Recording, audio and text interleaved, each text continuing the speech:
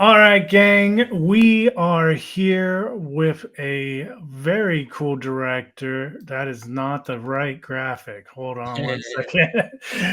We will fix that later. But we are here with Gerrit Van Woudenberg. He is the director of a new film that is currently out, available for you to watch right now. Actually, came out this haunt season called uh, Quantum Suicide. And this movie is like the perfect classic tale of obsession and what that obsession can do to you, man. Because what a ride that our main character goes on this thing. And, Garrett, this is like a psychological rabbit hole that I can honestly say I have never watched before. The fact that you took quantum science and turned it into this really internal retrospective obsession of a horror movie thriller, it was really rad, man. I'm curious, and I was super curious as I was watching it, like, what was your inspiration for this thing? uh yeah, I mean, I agree. I think it's a cool movie. We did a lot of like heavy quantum physics. There's some hard sci-fi, but it's also got this like right the psychological horror vibe going on. Yeah, and it gets pretty dark. So it's like it's sciency, but it's also dark.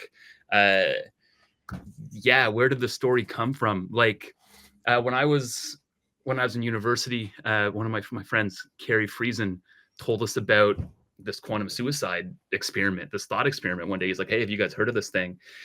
And no one had heard of it. And it's like it's totally insane, right? It's like Schrodinger's cat, but the experimenter is the cat. You put yourself in this crazy experiment where you're putting your life on the line.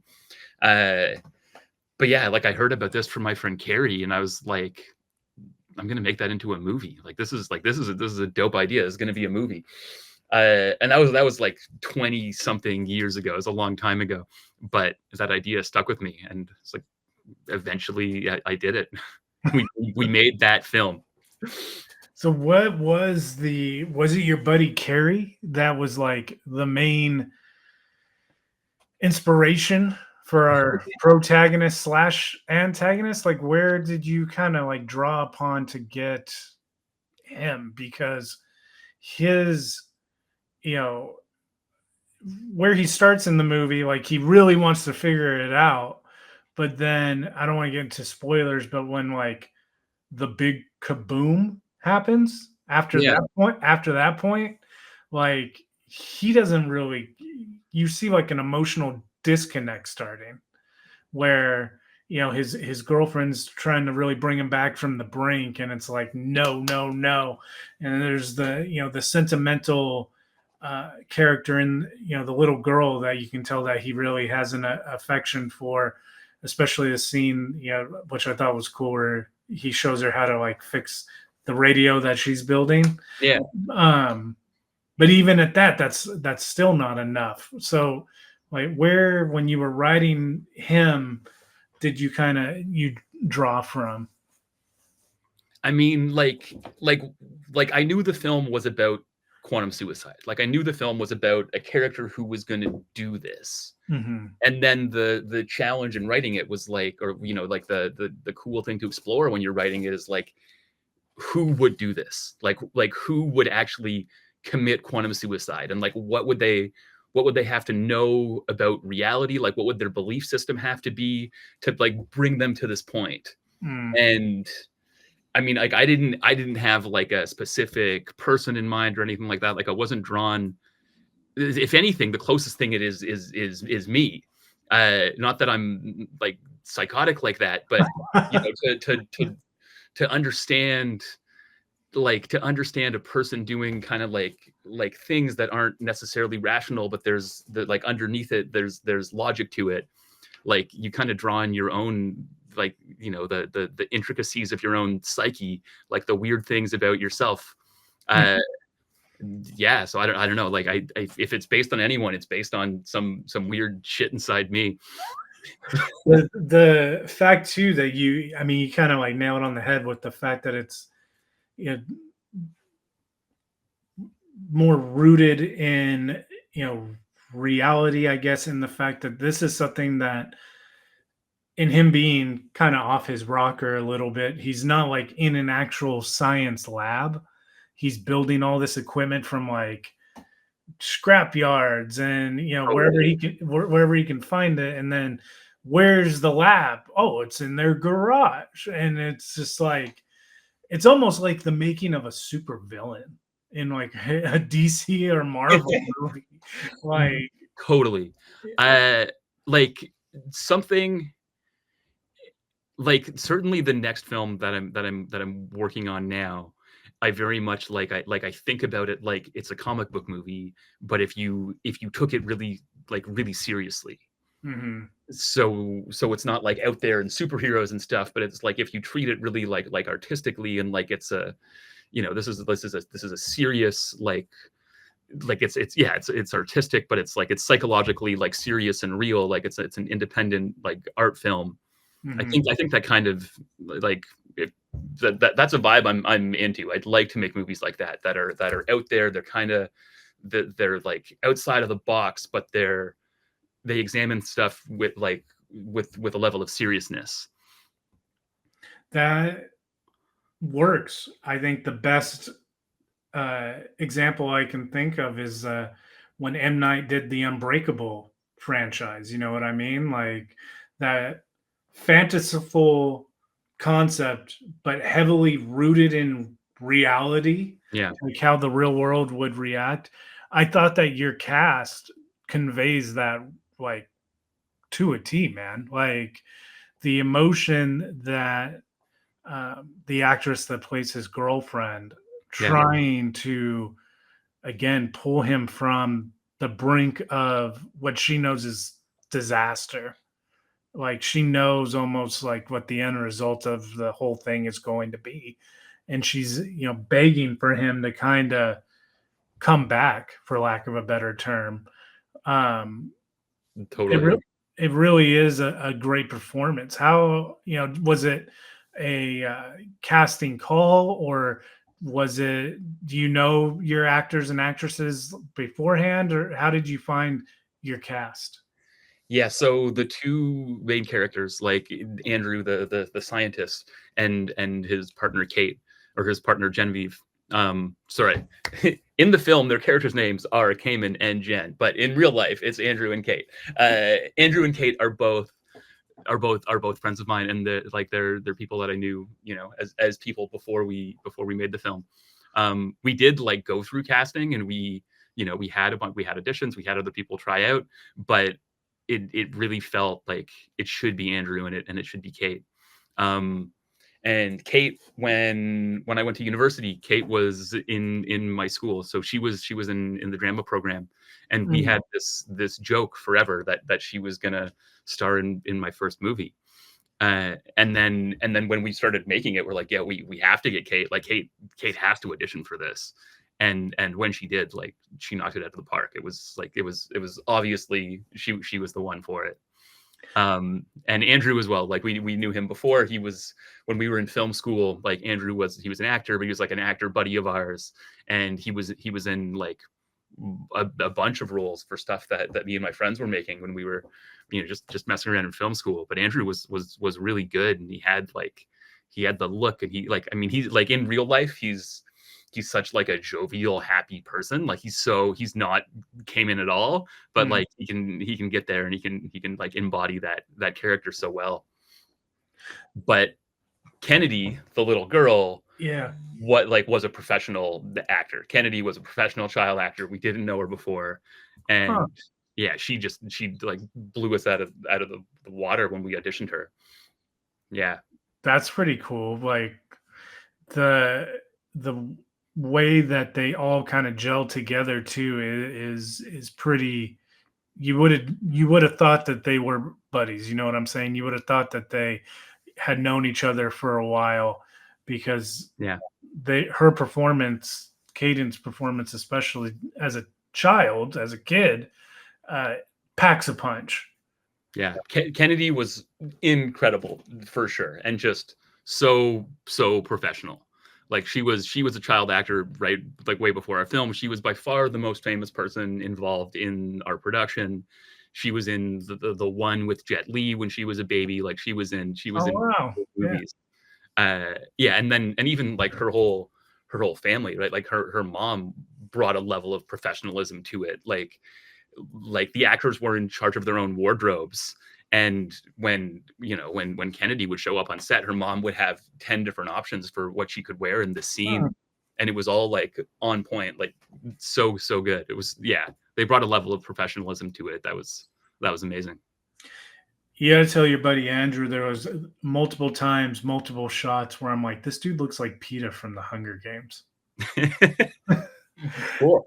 And I was I like, we'll let him know. his his demeanor, just the way that you guys had him framed, especially like during a lot of those internal dialogue moments. I was like, dang, he looks like Josh from the Hunger Games. But the fact that you're saying actors are in charge of their own wardrobes, I know that feeling, man. Going to film school, coming out of film school, trying to like break into the festival circuit and stuff. Yeah, Independent film, like it very much, it is, everyone is helping out. Like you're a leading man in this movie, but you could also be your own costume designer, your own makeup artist. So how long did you guys have or take to film your movie? so we shot this film over one summer many years ago, like principal photography. We shot it on weekends. Everyone had full-time jobs except for me and my producer Shane Morgan. Everyone else was working full-time. But wait, the set that we shot at was my house. So I lived in that house. That was my garage. We built we built that particle accelerator in my garage the winter before we started shooting. um yeah, and we spent one whole summer, and we shot, like, the crew would show up on Friday night, we'd shoot Friday night, we'd shoot Saturday, we'd shoot Sunday. And it really felt like it was like summer camp. Like, Yeah. yeah, we'd get together, we'd hang out, we'd cook food together, and we'd shoot all night, all day. Bro, much respect, because you're totally describing the exact same vibe that our core group, when Yeah, we're filming something, that is like the definition of indie film right there, to get your art out and to get it done and everyone being on board. And it is like what you're talking about, where, it's the dream, to chase the dream, to accomplish your dream, like everyone putting in, you know, normal work hours before going and chasing that dream. It is something that I think that only like people who have done it can truly understand. yeah. Because I mean, you kind of have, like, unless you have a whole bunch of funding, like, miraculously to make your first movie, you kinda have to, like, fit it in between.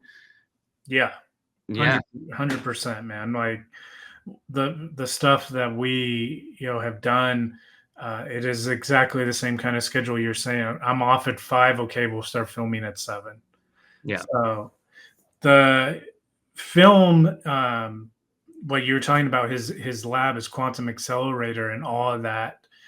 It's so like the like perfect blend of crazy with legit. Did you like watch any movies or do any kind of like, obviously there's preparation involved because the character knows exactly what he's talking about, yeah. but like as far as the style, the set design, all that kind of stuff, was there any you know research or inspiration from anywhere that you kind of pulled from, like with the vacuum hoses and all his stuff going everywhere? I mean, I was definitely, like, aesthetically inspired by Darren Aronofsky's Pi. That was, like, a big influential movie for me when I was young. Um, but then, yeah, you're just like, how do you make a lab that is gonna, like, without a lot of money, how do you make a science lab that looks cool, Mhm. and that's gonna last and be timeless? And if we had a bunch of LCD monitors or whatever, like, it would just look so cheesy, and it'd become dated so fast. So I was like, I had a really clear like I was pretty clear on the vision about what that looked like, and the script is like, yeah, really emphasizes that, like it's this room that's like dark, but it's alive with machine intelligence, and there's just like, yeah, I mean it's dark and there's monitors everywhere, but we're using like old CRTs. Like it was supposed to feel like, I don't know what the aesthetic is. It's not really steampunk, but it's like a it's built from like the trash of society, and it's like old tech that's been repurposed and Hmm. just like kind of mashed together. Hmm. Um yeah, and like we just did, like, we would me and production designer Raf Sepatelli and our art director Eric Jacobson, like we'd go to every thrift store within 100 kilometers and just check if there was anything we could use. We'd go to the recycling facilities, we'd go to the dump. We're just like, wait, and we're just trying to scavenge shit that like this could be something cool in the lab. And then when we found it, we like, okay, yeah, this is a magnetic lens, this is this thing, like this is the ionization monitor, like, yeah. Did you keep any of it? I have, like, I can see on my wall up there like a piece of the garage. It's just a circuit board with some wires. Mm. And I actually have like my old plan for my first plan for the poster was the poster like would be the gun. Oh. But the gun had been like falling apart, and I brought it to Eric Jacobson's house, and so it was outside, but like in his kind of garage area, and we were going to build it again, and then use like do a photo shoot for the poster, and everything kind of disintegrated and fell apart. So like the gun doesn't exist anymore, but I have the prop, like I have the BB gun that like is the gun. Mm. I don't know what to do with it, uh, but I own this BB gun still. Put it in like a shadow box or something. That would be cool. I mean, that would be cool. It feels like it's like hidden in my office. It looks like an actual weapon. Like Yeah. Yeah.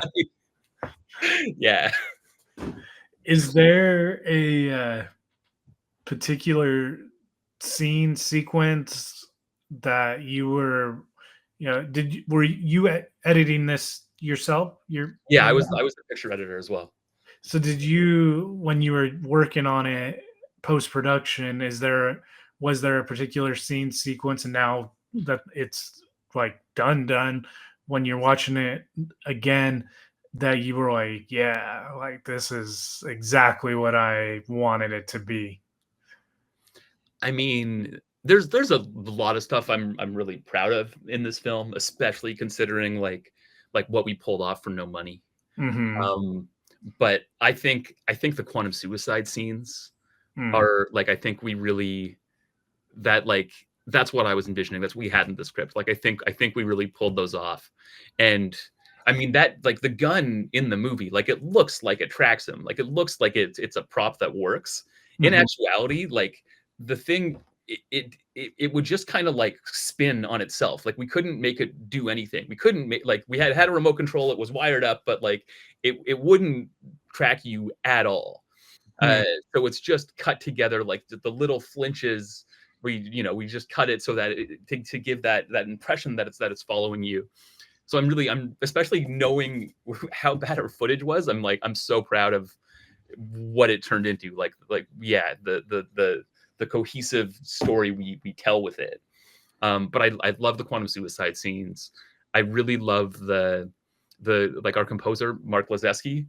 Um, Mhm. the tracks that he did to the stars are like, I love those songs. I love Mhm. the songs deeply. Uh, yeah, and I feel like the whole kind of second half of the film, like after the kaboom that you mentioned, like Mhm. the real descent. I feel Mhm. like all of that, like that plays really well. Like I'm really happy with, but yeah, I'm really happy with the whole second half of the film, kind of leading into the climax. The flares that he sees after that is Yeah. was that practical, or were you doing that post? Um, no, that's in post production. Okay. Right. The I was wondering, like, man, if that's a camera trick, I want to know. That that was cool. Like when he, it's almost like his mind is blending into the, the other realm, and he's Yeah, suffering and struggling, but at the same time, like the way that you were able to take his senses away from him, but it's almost like we're the way that you chose to have it shot, where it's like this really cool blend of his perspective, but reality kept going back and forth and stuff. I thought that was a really rad way to see, like, as you were saying, the descent of everything happening.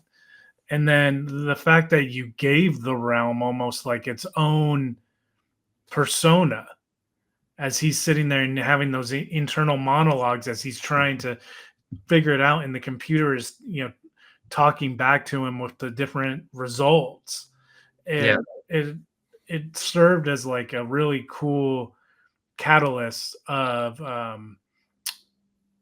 for him to go deeper and deeper and lose it completely. It was almost like a real world version of Combs and Reanimator, like where, his motivation is so like just like goal driven, and in his own mind it's like for all the right reasons. It's this, if he can figure this out, it's groundbreaking, but he's just got complete horse blinders on. It it was really a really well done performance, and I thought that this movie was, something that, like I mentioned, was, it's not something that I have seen ever. So to say you don't see every day is an understatement. Like I've never seen something like this. So again, congratulations, man. I'm curious. cool. I really appreciate that. You went to film school, so I would imagine that this dream has been a dream for a while. What did you always know that you wanted to be a filmmaker? I mean, when I was growing up, my family had like high expectations, and I was the first kid, and it was really like being a filmmaker wasn't an option Mm, in my family when I was little. It was like you're gonna be a doctor or a lawyer or an engineer, and I didn't know that you could be a filmmaker. But I as I was growing up, I really loved film. Um, yeah, I saw some movies that like really really like blew my mind and shaped me when I was young. Uh, and then it was my buddy uh, Matt Johnson who mm. directed Blackberry. Okay, yeah. He's like an old family friend. Our moms went to medical school together, so I've known Cool. him since we were babies.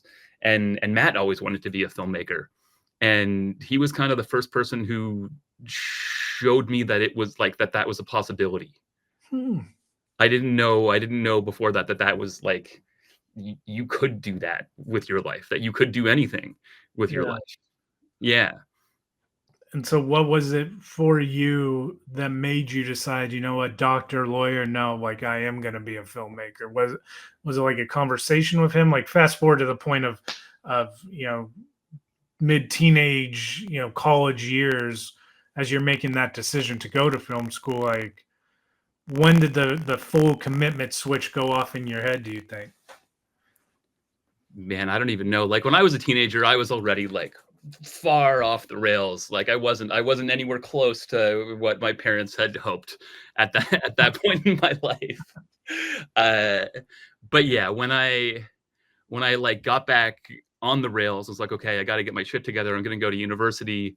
I'm studying film in university. Like that's what I'm interested in. That's what I want to do. And then university was like, it was too theoretical. We didn't actually do production. Like we were just watching movies from 100 years ago and talking about Oh, it. It's like, no, I want to make movies. And then I dropped out of university, went to film college because I wanted to, you know, I wanted to edit and have cameras, and I wanted to do it. yeah. And that was the first time where I found myself in an educational setting that I was passionate about. Like film school was so fun and so cool. And I kind of sucked at university, but I was like, yeah, I was so deep into film school. It was amazing. It's interesting that you say that because the college here locally that I had gone to, and got a theater degree, and their film department was very much the same. Where if you signed up for a film class, it was like Singing in the Rain or Cinema Paradiso, and these movies that Yeah. are great movies, but they're like you're saying, like, I want a camera in my hand. I want to learn how to do this. And Totally. it's pretty kind of crazy. You're like the first. I've been doing this show for 10 years, and your journey is like the closest to my own out of all the guests that I have had. Because I went to college, got the theater degree, and was like, I'm done with college. Yeah. And then by happenstance, I had started this show, and we had made a movie that wasn't very good, but it was good enough to get into some festivals.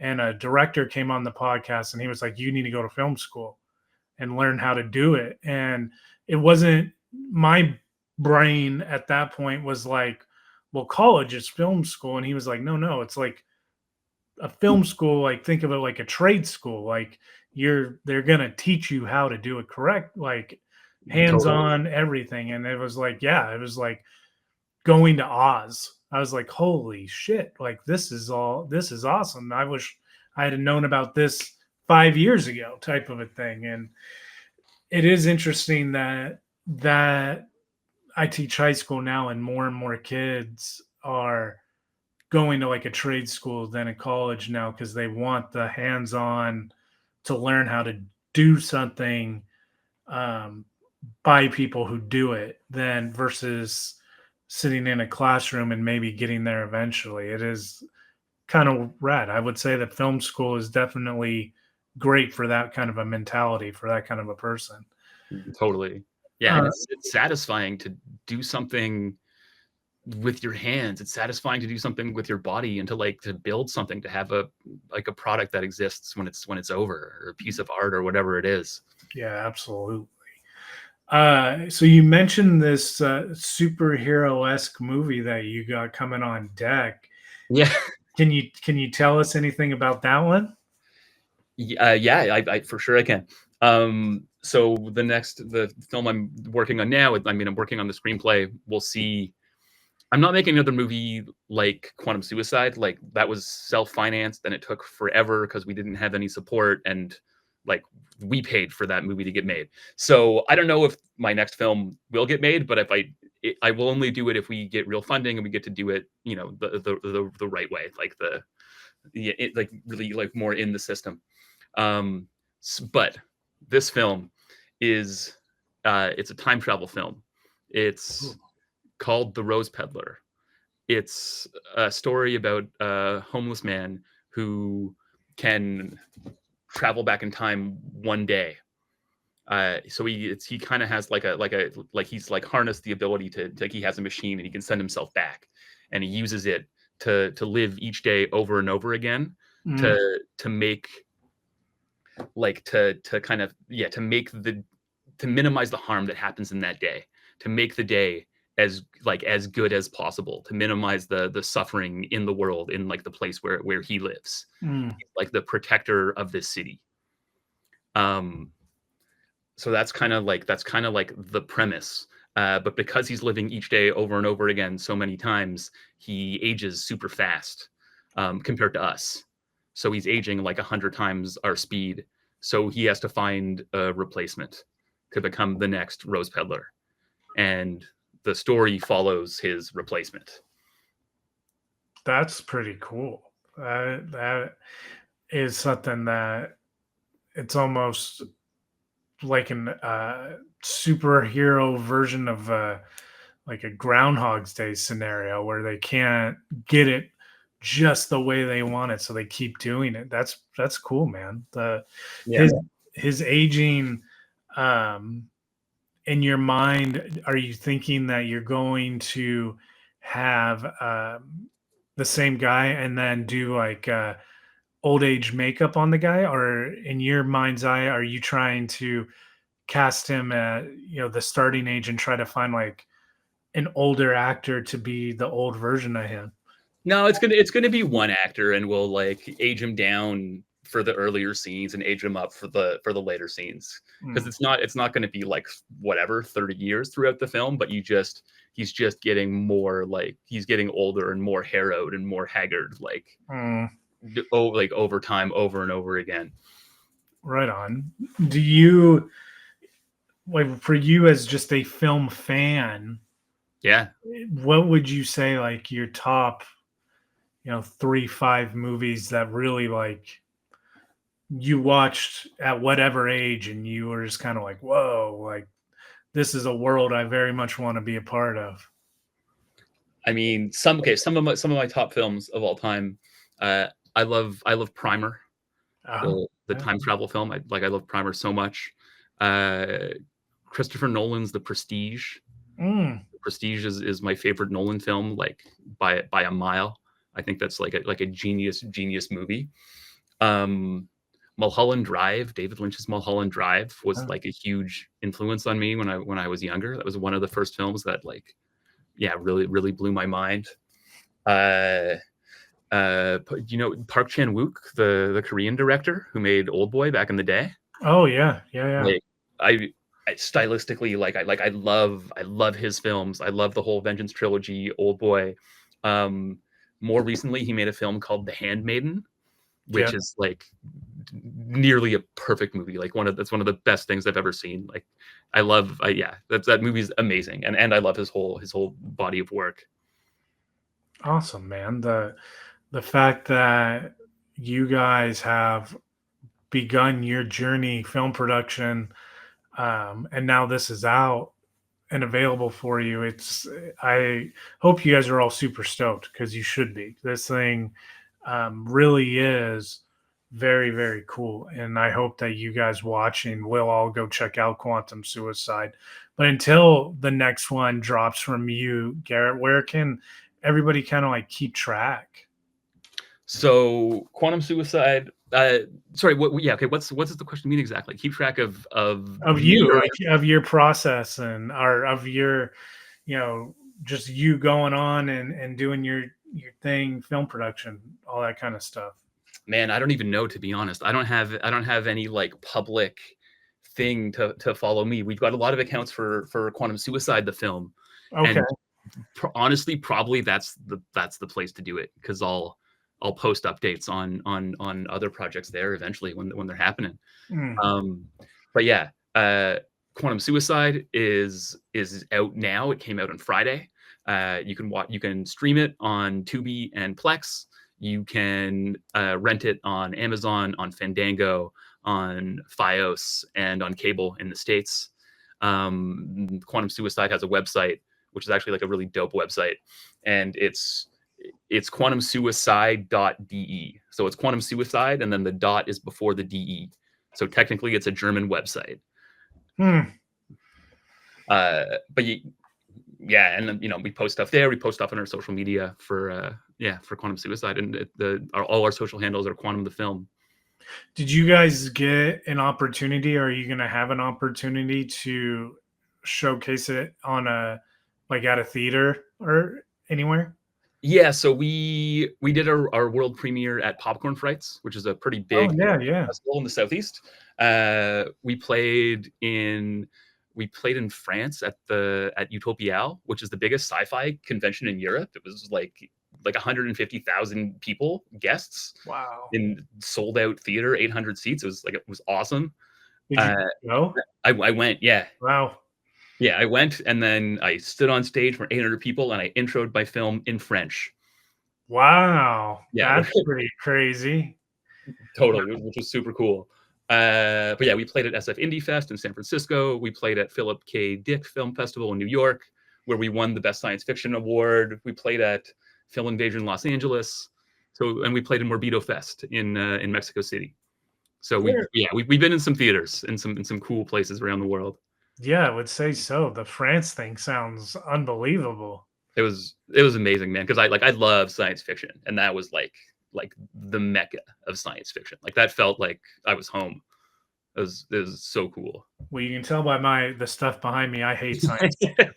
Yeah. So do you have a fave, just straight no matter how campy science fiction movie? I mean, like off the top of my head, I have to say Primer. Okay, yeah. Yeah, I really love Primer, but like if you give me some time to think about it, I mean, I've watched a lot of sci-fi, Yeah, and I try to watch anything that's sci-fi. very cool. You got any good sci-fi show recommendations right now? It's like the one genre that it seems like is kind of taking a backseat on TV. I mean, I like it's hard for me to find TV I love, or like especially sci-fi TV that I love. Yeah, Uh, so I don't, and yeah, I don't know. I mean, I haven't seen it yet, but I'm like the next thing I'm gonna do once like our publicity calms down is watch Dark on Netflix. I know it's a few years old, but like I've you're heard talking good about things about that. the It's germ, the German time travel TV show. dude. That show is wild. I'm like super. That's the next thing I want to watch on TV. I'm super stoked about that. Yeah, that show was not at all what I was expecting it to be from like the promo material, Yeah, and I was just like, dang, talk about like looking at a book cover and then diving into the book and like, holy shit. Yeah, I think just by the conversation, you're gonna dig that show a lot. cool. Um, But yeah, but it's hard, man. It's hard to find good sci-fi and TV, and I end up watching a lot of like old classic sci-fi from when I was little, and I fucking love Star Trek. Like I no, still love Star Trek so much. there's nothing wrong with that. Yeah. um, so quantum suicide. Would you ever consider diving back into this realm of science fiction?